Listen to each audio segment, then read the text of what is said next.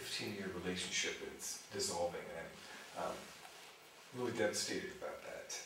I want reconciliation, and I'm getting stuck in the negative thoughts and my sense of loss.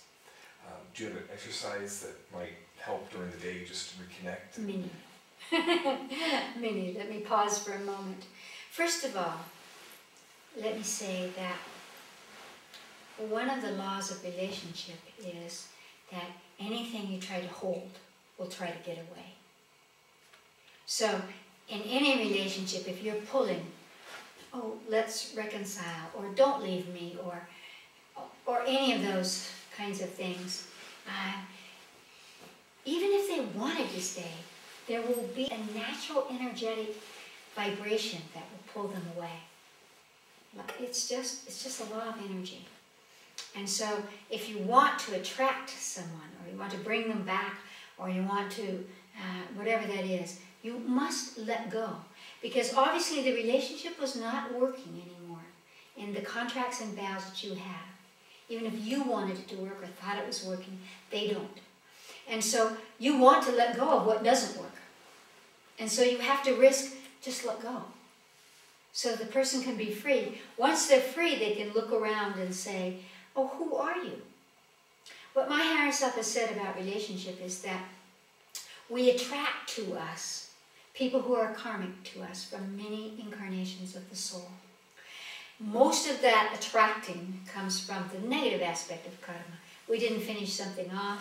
I remember when I was young in psychology, a psychology professor saying, 99% of relationships happen because of vengeance. I was shocked. What kind of psychology is that? What kind of conversation about love and relationship is that? I've come to see what he meant.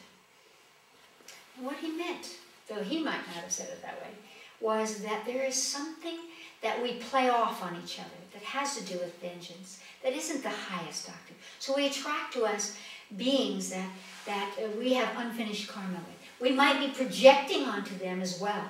You remind me of my mother or my sister, and I'm going to get her because. And there are infinite combinations of contracts and vows that occur that bring us together. I've also noted that within about 60 seconds of meeting someone, we know what channel of relation they are going to fit in. Whether they're going to ultimately leave us, or we're going to leave them, or this is a dangerous relationship, or this feels like brother and sister, or this is a sexual relationship, or I'm going to have the power, or all of the channels of relation that are there. We already know that because we have a construct, and that person is just the pawn in our movie. They fit into our construct.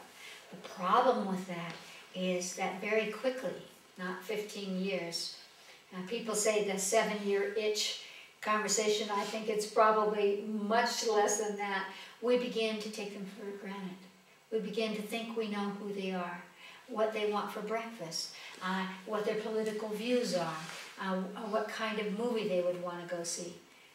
That's just stale stuff. We're never asking, who are you? What did you learn today? Because if you're in a relationship and you both work, you're both spending 9 hours a day with other people. And so what do you know about what's happened to them in 9 hours that's changed their reality? You have to seek that out. So relationships take a tremendous amount of willingness to surrender our energy. So if you are the victim here, if you see yourself as the one who is suffering from loss, that is not going to attract that person back to you. I'm being very blunt because I'm using you as a model, so forgive me, for the conversations that are there for everyone. But these are things that are true in terms of why does someone say, I want out of a relationship, or why don't they come back, or any of those kind of conversations. These are these subtle energetic things that are true. So if you're saying, don't leave me, then they're thinking, you're weak, I want out. They can't see your strength. They can't see your beauty. They can't see your heart. They long since lost connection with those conversations because you're both on automatic pilot. You're not really connecting to each other in a present way. And that's how it comes to somebody saying, I want out. Now, on some levels, it's important to realize that it may not be about you. It may be about them. And I think it's really important to give that kind of, through true love, look at someone and say, they need to go on. They need to fall off the precipice. They need to take wing. They need to change their lives. They see me as an old part of their life. They don't see me as a new part of their life. Perhaps you can change that. Perhaps not. But I bring that point up because when relationships dissolve, it's not about whose fault it is. It's not about any of those kinds of conversations. It's about every person's need to grow. And sometimes we finish a karma with someone, or sometimes we feel stagnant, and it's ourselves that are being stagnant. And we just say, we need to change. Now, there's a thing in astrology that I find to be fairly accurate, which is the Uranus Return. It happens from 39 to 42.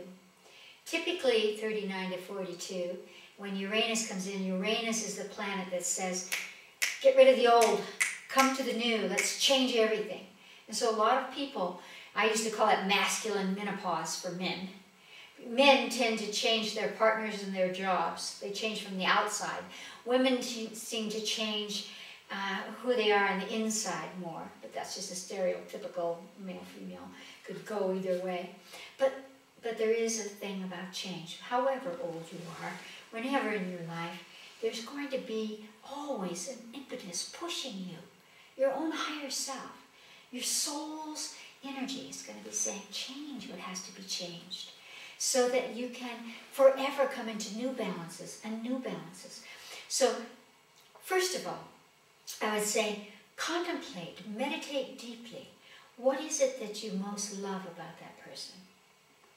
Not what they do for you, but what you must see in them as their power or that intrigues you, or whatever that is that maybe brought you to them in the first place, that created that, that spark of, oh yes, I have to get with that person. And find that in you. What is it I love? I love their brilliance, I love their laughter, I love their whatever. Where am I holding that energy in me?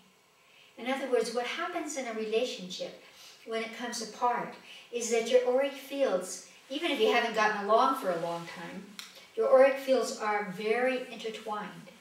And it takes a long time to pull apart those auric fields, even if you're not seeing each other. And you want to be able to pull them apart so that you can become whole, because it's that wholeness in you that either attracts them or someone new to you.